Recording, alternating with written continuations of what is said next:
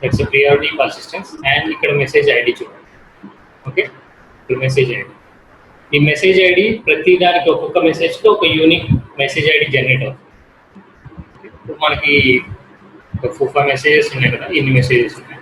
So వీటిలో మనం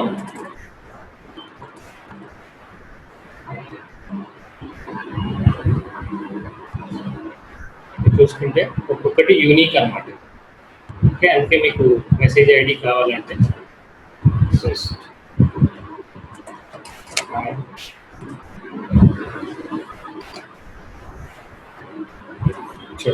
ఒక్కొక్కటి ఒక్కొక్క యూనిక్ ఐడి. ఇక్కడ వరకు అంతా సేమ్లా ఉన్న 210DEFC. ఓకే, ఇవన్నీ డిఫరెంట్. అంటే ఒక్కొక్క మెసేజ్కి ఒక్కొక్క ఐడి ఇస్తుంది ఈ manager by default. Okay, that is a message ID.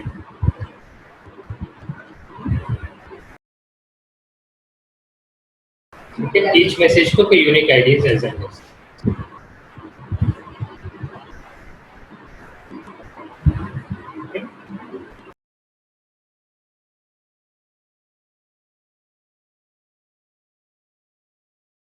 Okay, ఇక్కడ చూడండి మెసేజ్ ఐడి ఉంది. కావాలంటే ఇక్కడ మార్చుకోవచ్చు మనం. ఇక్కడికి వాళ్ళ స్టాండర్డ్ మెసేజ్ ఐడీస్ అని ఉంటే వాళ్ళు పెట్టుకోవచ్చు. బట్ బై డిఫాల్ట్ అయితే ఏమి ఇవ్వము.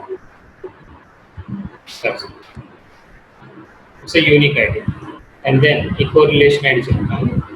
బ్యాక్అవుట్ కౌంట్ ఏంటంటే బ్యాక్అవుట్ క్యూ గురించి వచ్చినప్పుడు will see about that. Okay, account గురించి బ్యాక్అవుట్ గురించి మాట్లాడతాం. అండ్ రిప్లై, ఇక్కడ మీరు చూసినట్టయితే reply to queue and reply to queue manager. ఇప్పుడు రిప్లై రిక్వెస్ట్ సినారియోస్ ఉంటే రిప్లై దేనికి రావాలి, ఏ క్యూకి రావాలి, ఏ క్యూ మేనేజర్కి రావాలి అనేది మనం ఇక్కడ డిజైన్ చేస్తాం. సో అది ఎక్కడ డిజైన్ చేస్తాం అంటే ఇక్కడ reply to queue and reply to queue. Okay, ఇది త్రీ వాల్యూస్ అయితే ఇంతవరకు. సో ఇందులో మనం ఇంకా మిస్ చేసింది ఏంటంటే encoding and character set ID. So encoding ఏంటంటే ఇప్పుడు మామూలుగా ఇప్పుడు ఈ ఫైల్ నేను సేవ్ చేస్తున్నాను. ఓకే, ఇక్కడ ఎన్కోడింగ్ కనిపిస్తుంది మీకు. Okay, these are different types of encodings. Okay, character Unicode అంటే మీరు ఫాంట్స్ ఉంటాయి కదా, టైమ్స్ న్యూ రోమన్ అలాగే ఆ డిఫరెంట్ ఫార్మాట్స్లోనే అంటే మెసేజ్ ఎలా పంపిస్తున్నారో ఆ ఫార్మాట్కి కూడా ఇది ఎగ్జాక్ట్గా వాళ్ళకి అండర్స్టాండబుల్ టైప్లో ఇది కన్వర్ట్ చేస్తున్నారు ఎంపీ అనేది. అది సపోర్ట్ చేస్తుంది కాబట్టి డిఫరెంట్ ఎన్కోడింగ్లో వాళ్ళకి లెవెల్స్ ఒక నెంబర్ పెట్టుకున్నాడు. ఓకే, ఈ లెవెల్ వరకు దీనికి సంబంధించిన ఎన్కోడింగ్ వరకు ఇది మొత్తం సపోర్ట్ చేస్తుంది అప్లికేషన్.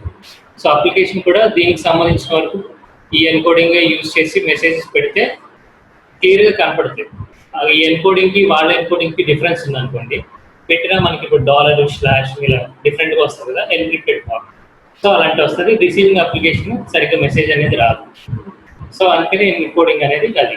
ఈ ఎన్కోడింగ్ ఒక ఫార్మాట్స్ ఉన్నాయండి, స్టాండర్డ్స్. ANSI చూసారు కదా, American national standard of. So UTF-8. Okay, ఇలాగ ఫార్మాట్స్, ఈ ఫాంట్స్ అనేవి వీళ్ళకి వాళ్ళు కొంచెం రిలేటెడ్ ఉండాలి. ఓకే, ఇక్కడ టైమ్స్ న్యూ రోమన్ కానీ వేరేది ఏదో పెడుతున్నారు, వీటికి సపోర్ట్ చేయట్లేదు అనుకోండి, ఈవెన్ ఎంపీ కూడా సపోర్ట్ చేయకపోతే ఇది పంపించిన మెసేజ్ అక్కడ మనకి ఎగ్జాక్ట్ మెసేజ్ అలాగే రాదు. సో ఎన్క్రిప్టెడ్ ఫార్మాట్లో వస్తుంది. సో అందుకే ఎన్కోడెడ్ ఒక నెంబర్స్ ఇచ్చారు. సో అప్లికేషన్ ఎవరు దానికి స్టాండర్డ్గా చూసుకొని వాళ్ళు అలాగే పెట్టుకుంటారు. Okay, by default. And then you have character set ID. Character set ID ఏంటంటే మీకు మామూలుగా ఇప్పుడు మీరు ఇక్కడ కీబోర్డ్స్లో ఏవి క్లిక్ చేస్తూ ఉంటారు కదా, సో ఏది క్లిక్ చేసినా దానికి ఒక యూనిక్ ఒక ఐడి లాగా ఉంటుంది అనమాట. సో మెషిన్ లాంగ్వేజ్ ఇప్పుడు ఏ అనుకోండి, ఓకే, ఏ క్లిక్ చేస్తున్నారు ఇక్కడ. ఇప్పుడు కీబోర్డ్లో నేను కీ తీసేసి, ఓకే, కీబోర్డ్స్ కీ తీసేసి కొట్టినా ఏ పడుతుంది.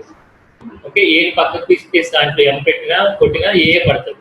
నేను కంప్యూటర్కి ఎలా తెలుస్తుంది యాక్చువల్లీ. ఓకే, కీబోర్డ్స్ తీసేసి ఇక్కడ ఏదైతే మనం క్లిక్ చేస్తున్నామో దానికి ఒక పర్టికులర్ అజైన్ నెంబర్ ఒకటి అజైన్ అయి ఉంటుంది.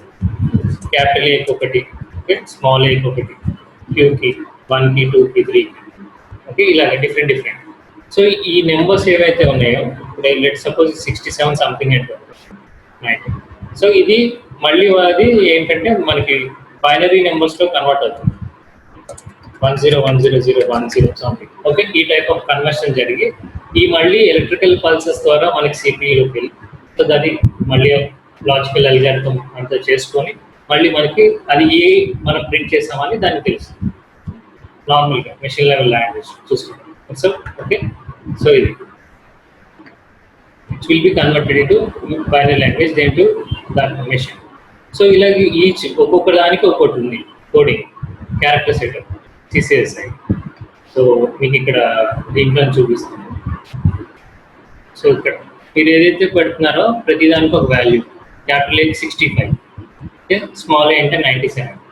సో ఇలా డిఫరెంట్ ఇవన్నీ యాస్కి క్యారెక్టర్స్ ఎక్స్టెండెడ్. సో ఇలాగా ఒక్కొక్కటి వాడుతూ ఉంటారు. ఓకే, సో స్పానిష్కి వేరు మళ్ళీ ఇక్కడ చూసినట్టే దానికి ఇలా డాట్స్ సంథింగ్ ఏదో ఉంటాయి కదా. చైనీస్లో మళ్ళీ డిఫరెంట్గా ఉంటాయి ఈ coding characters. Okay, different functions.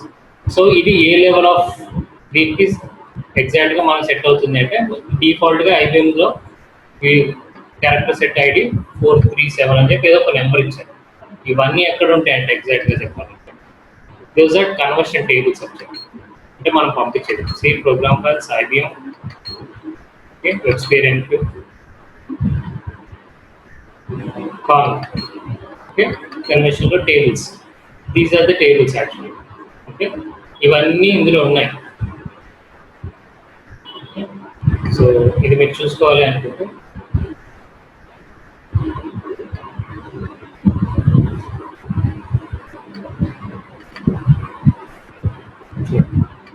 డిఫరెంట్గా వస్తుంది చైనీస్ లాంగ్వేజెస్.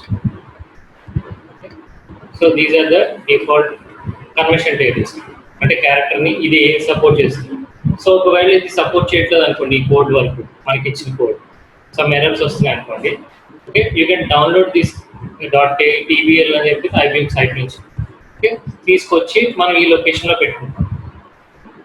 ఓకే, అప్పుడు వాళ్ళు ఏదైతే క్యారెక్టర్ సెట్ చూసుకుంటారో దానికి సెట్ అవుతుంది. ఒక్కోసారి మనకి ఎర్రర్ వస్తుంది అనమాట. Okay, coded character set ID error అని. సో అలాంటి ఎర్రర్స్ వచ్చినప్పుడు ఏంటంటే ఇలా ఇక్కడి దాకా వెళ్ళి ఈ పాత్ ఏదైతే ఉందో ఎగ్జాక్ట్గా కన్వర్షన్ టేబుల్ అక్కడికి వెళ్ళి మీరు ఆ టేబుల్స్ సంబంధించినవి దీంట్లో కాపీ పేస్ట్ చేసుకుంటే సరిపోతుంది. Okay, version. So these are the character sets. ఈరోజు అలాగే ఓపీటీ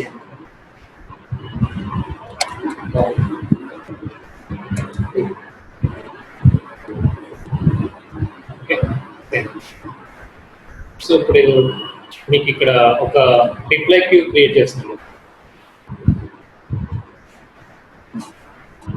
ఒక లోకల్ క్యూ క్రియేట్ చేస్తున్నాను, that is for reply queue create.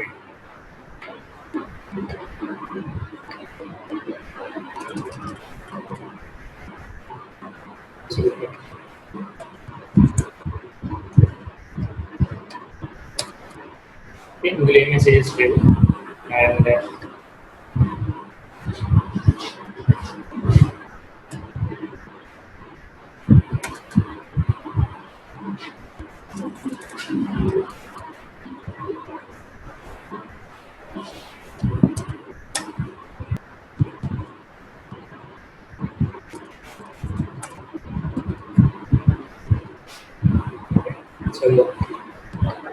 both are clear.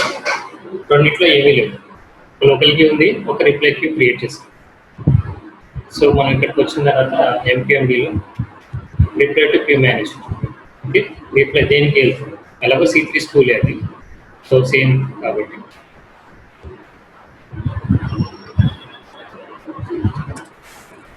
Queue manager పేరు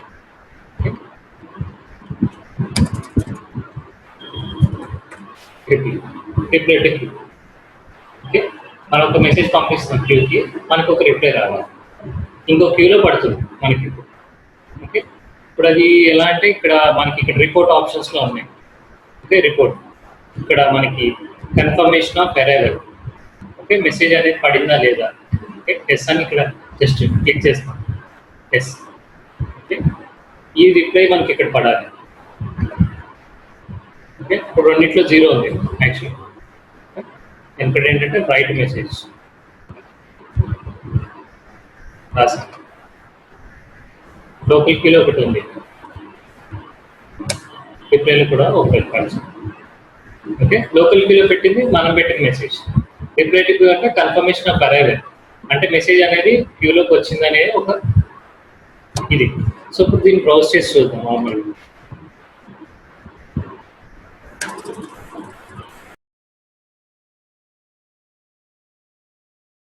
ఇది బ్రౌజ్ చేస్తున్నాను మెసేజ్.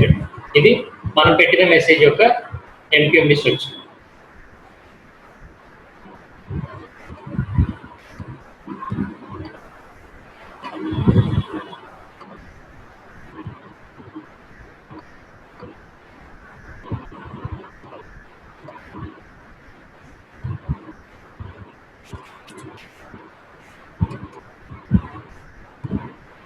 ఇది రిప్లై క్యూ యొక్క స్ట్రక్చర్. పక్కన ఇక్కడ చూసుకున్నట్లయితే సేమ్ అదే. ఇక్కడ చూడండి మెసేజ్ టైప్ 4. ఓకే, నేను పెట్టింది ఏంటి ఇక్కడ మెసేజ్ టైప్ 8. అంటే డేటాగ్రామ్ పెడితే దానికి సంబంధించిన రిప్లై టైప్ మనం అనుకున్నాం కదా, ఇట్స్ టైప్. ఓకే, ఒక రిపోర్ట్ జనరేట్ అయినా, ఒక ఇది జరిగిన దానికి ఇది. Okay, that's message number 4. Okay, ఇదే ఇప్పుడు ఎక్స్పైరీ అదే ఉంది. ప్రతి మెసేజ్ యొక్క రిపోర్ట్ జనరేట్ అయినప్పుడు దానికి అసోసియేటెడ్ ఫీడ్బ్యాక్ నెంబర్ ఉంటుంది. Okay, just a number. Feedback అంటే why that report has been generated. Okay, feedback field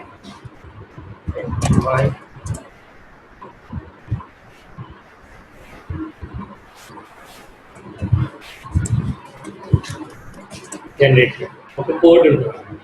okay, దానికి ఒక ఫీడ్బ్యాక్ నెంబర్ అనేది ఇస్తుంది. సో అందుకనే మనకి ఇక్కడ చూసుకుంటే మామూలుగా మీరు బ్లూ కలర్ ఇది మనది, ఇందులో ఫీడ్బ్యాక్ ఫీల్డ్ 0 ఉంది, మనం ఏమి ఇవ్వలేదు దానికి. ఓకే, మన NPM స్ట్రక్చర్లో కూడా చూసుకున్నా మీకు ఇక్కడ ఏం ఫీడ్బ్యాక్ ఏమి ఇవ్వలేదు, జస్ట్ నెంబర్. ఓకే, కావాలంటే ఇచ్చుకోవచ్చు. ఈ బై డిఫాల్ట్ ఇదే జనరేట్ చేసి క్యూ మేనేజర్ దానికి సంబంధించిన ఫీడ్బ్యాక్ అసలు ఎందుకు జనరేట్ అయిందనే కోడ్ ఇది పెట్టుకుంటున్నాను.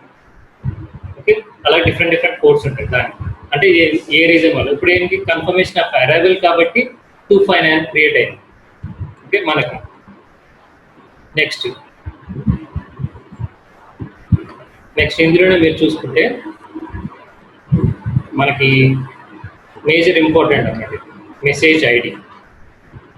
ఓకే, ఇదేంటి మనం పెట్టిన మెసేజ్ ఐడి. ఓకే, మనం పెట్టిన మెసేజ్ ఐడి అక్కడ దీనికి చూసుకుంటే దీనికి కూడా ఒక మెసేజ్ ఐడి జనరేట్ అవుతుంది కదా, ప్రతి దానికి ఒక యూనిక్ మెసేజ్ ఐడి జనరేట్ అవుతుంది. సో రిప్లై టు క్యూకి కూడా ఒక మెసేజ్ ఐడి జనరేట్ అయింది. ఓకే, సార్ లోకల్ క్యూ ఇది మనకి.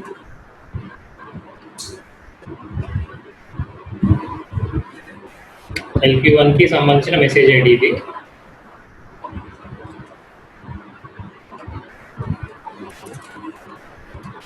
ఇది రిప్లైకి సంబంధించిన యూనిక్ మెసేజ్ ఐడి. ఓకే, ఇప్పుడు ఇక్కడ చూసుకుంటే మనం నెక్స్ట్ ఇక్కడ కోరిలేషన్ ఐడి అనేది 0 ఉంది.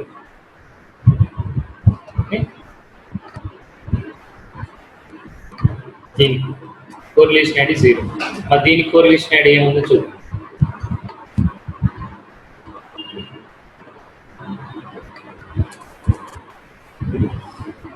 ఓకే, ఇప్పుడు చూసినట్టయితే మీరు ఎగ్జాక్ట్గా this correlation ID is a unique message ID of local queue. Okay, ఇది అన్నమాట సేమ్ అది. అంటే ఇప్పుడు మీకు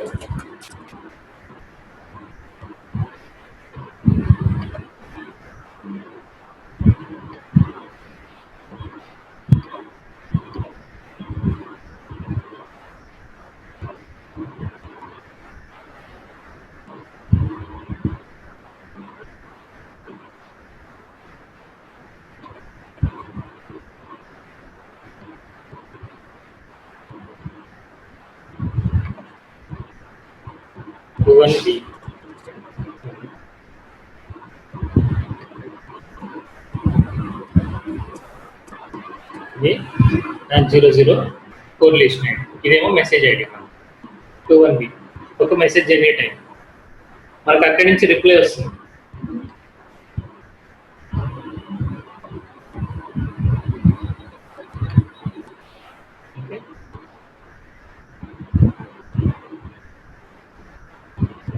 21CC ఏమో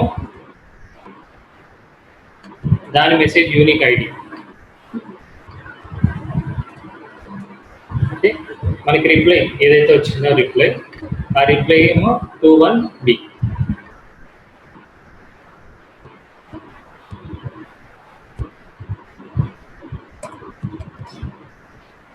ఓకే, ఇది కోరిలేషన్ ఐడి.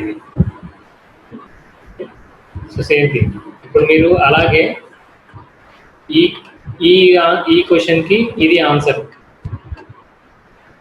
అంతే కదా. మీరు ఇక్కడ ఒక క్వశ్చన్ అడిగారు, దానికి ఆన్సర్ ఇచ్చింది.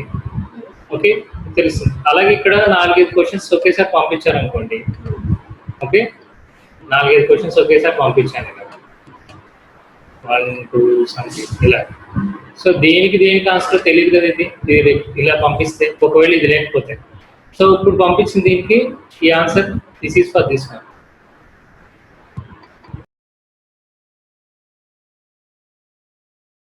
Message ID and correlation ID ఉంటుంది. సో ఈ మనకు రిప్లై వచ్చినప్పుడు ఏంటంటే ఈ మెసేజ్ ఐడిని అది తీసుకెళ్ళి కోరిలేషన్ ఐడిలో పెట్టుకుంటున్నాం. This is your correlation.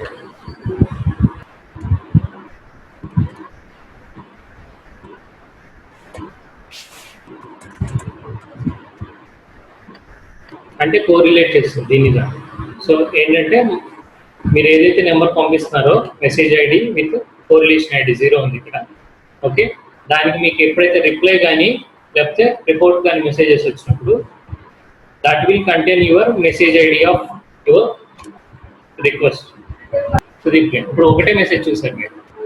Okay, simple. ఇంకో మెసేజ్ కూడా పెట్టి చూసారు. ఓకే, 2 మెసేజెస్ ఉన్నాయి. ఇక్కడ 2 మెసేజ్. ఇక్కడ ఇది ఫస్ట్ మెసేజ్.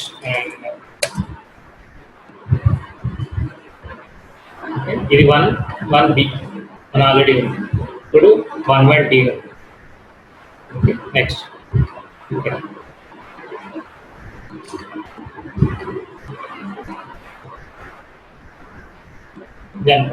వేరే.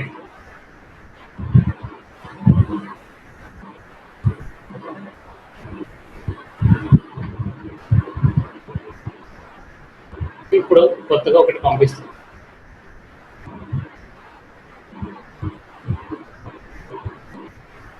Sending this. సో దీనికి ఇప్పుడు కోరిలేషన్ ఐడి ఆల్రెడీ జనరేట్ అయింది ఇక్కడ. ఓకే, 1 జనరేట్ అయింది ఒక మెసేజ్ ఐడి.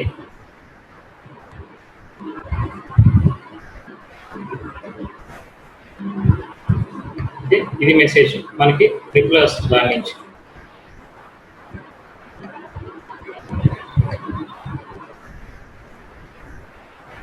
ఓకే, ఇక్కడ వరకు మీకు కన్ఫ్యూజన్ లేదు.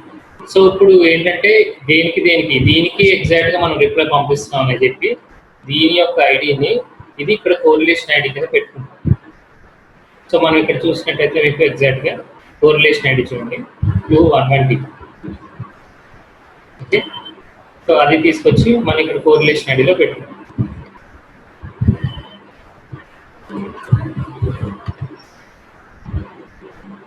ఓకే, సో దీనికి మనకి రిప్లై ఇచ్చినప్పుడు అంటే ఈ కోరిలేషన్ ఐడి దేనికి ఆన్సర్ మనకు తెలిసిపోతుంది. ఓకే, ఇదేమో మెసేజ్ ఐడి, దానికి యూనిక్ ఐడి. ఓకే, ఇది చూసుకున్నప్పుడైతే ఓకే దీన్ని దేనికి కోరిలేట్ చేసుకోవచ్చు అంటే ఇక్కడ ఉన్న మనం దీనికి కోరిలేట్ చేసుకోవచ్చు. అంటే మనం పంపించిన ఈ రిక్వెస్ట్కి అది రిప్లై అన్నమాట. ఓకే, అది. సో అలాగే మనకి దానికి సంబంధించిన ఇది. సో ఇది కోరిలేషన్ ఐడి అంటే సేమ్ మనం పంపించిన మెసేజ్నే దాన్ని రిప్లై కానీ రిపోర్ట్ కానీ వచ్చినప్పుడు దాన్ని సేమ్ ఐడిని మళ్ళీ ఇందులో పెట్టి మనకు పంపిస్తుంది. సో దట్ చిన్న ఎక్స్ప్లెయిన్ చేయాలి. సో ఇక్కడ మనకి 2 అయినాయి. ఇప్పుడు మెసేజ్ అనేది అరైవ్ అయిందనే విషయం తెలిసింది ఇది. సో ఇప్పుడు కన్ఫర్మేషన్ ఆఫ్ డెలివరీ. ఓకే, ఇక్కడ కూడా జస్ట్ ఒక ఎస్ పెడుతున్నాను. Okay, in case confirmation of delivery పెడుతున్నాను. సో ఇప్పుడు మెసేజ్ రైట్ చేశాను. ఇప్పుడు ఏంటంటే 3 మెసేజెస్ ఉన్నాయి. సో ఇప్పుడు ఇక్కడ మనకి మీరు బ్రౌజ్ చేస్తే దానికి మనకి 3 మెసేజెస్ ఉన్నాయి. Okay, same. సో ఇక్కడ 3 మెసేజెస్ ఉన్నాయి. నార్మల్గా మెసేజెస్ ఇది ప్రాబ్లం. ఓకే, మనం ఏదైతే పెట్టా నార్మల్ మెసేజెస్. సో ఇప్పుడు ఏం చేస్తానంటే I'm trying to get the message. Okay,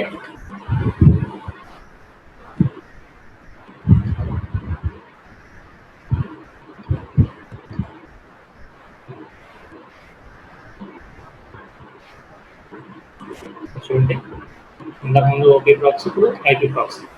3 మెసేజ్లు ఉన్నాయి. రీడ్ అని కొట్టాను.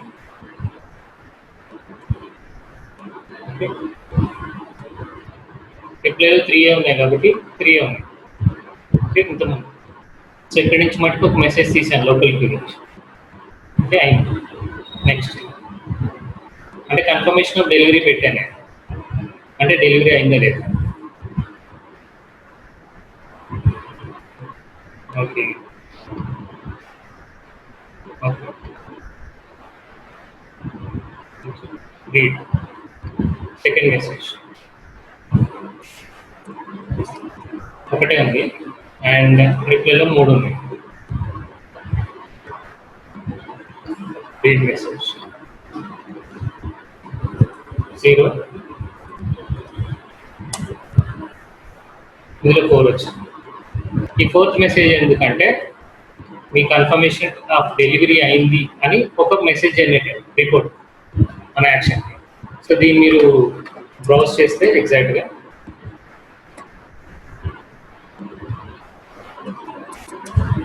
చూడండి, ఫీడ్బ్యాక్ ఫీల్డ్ 259 అలాగే ఉంది. ఇదేమో మెసేజ్ ఐడికి ఇది కోరిలేషన్ ఐడి. సెకండ్ కూడా సేమ్ అలాగే ఉంది.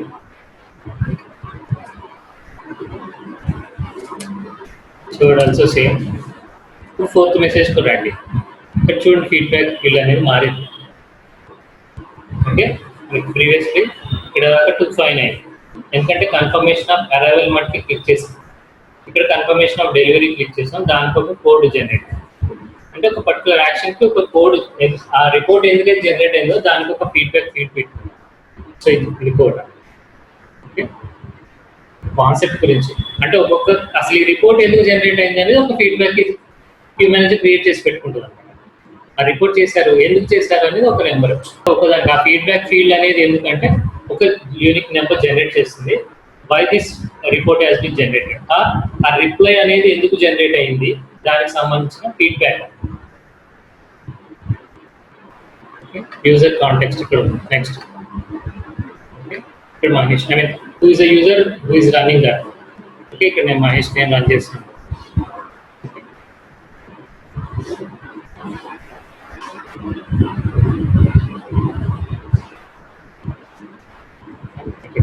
అకౌంటింగ్ టోకెన్ ఉంది. నెక్స్ట్ ఇదంతా యాక్చువల్లీ అకౌంటింగ్ టోకెన్ ఇవన్నీ ఎందుకంటే మీకు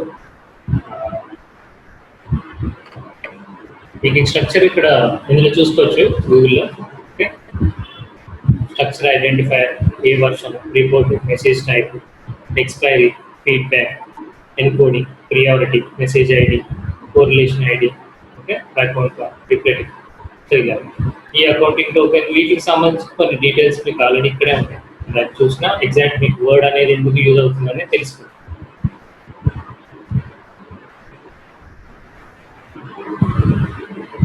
సో ఈ అప్లికేషన్ లెవెల్ యాక్చువల్గా అక్కడ మనకు కనిపిస్తుంది అప్లికేషన్ కాంటెక్స్ట్ అని కనపడుతుంది.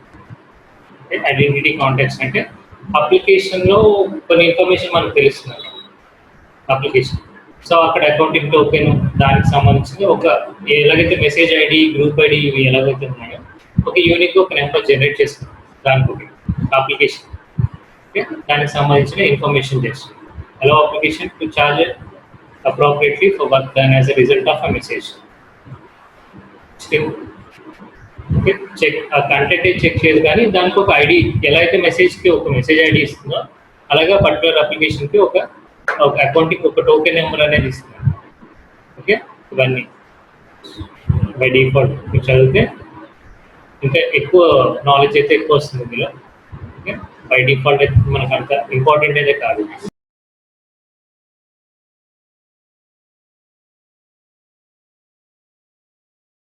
సో ఒక కోడ్ అంటే డిఫరెంట్ ఉంటుంది. ZOS యూజ్ చేస్తే ZOS యూనిక్స్ అయితే యూనిక్స్, ఐబీఎంలో I servers, I operating systems.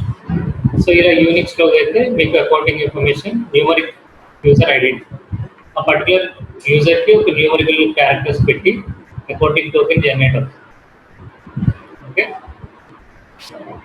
So next ఇక్కడ నుంచి మనకి అప్లికేషన్ ఐడెంటిటీ అంటే ఆరిజిన్ కంట్రీ, ఇక్కడ పుట్ అప్లికేషన్ టైప్.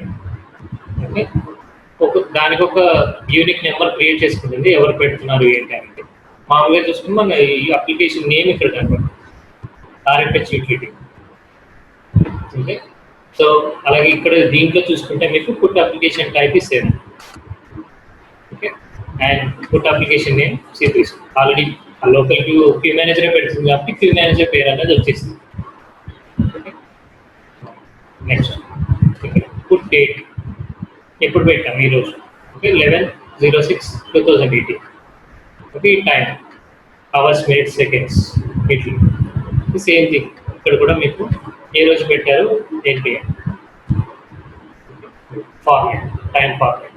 సో ఇక్కడ మ్యాక్సిమం అన్ని కవర్ చేస్తాం. నెక్స్ట్ వచ్చిన తర్వాత మనకి గ్రూప్ ఐడి అని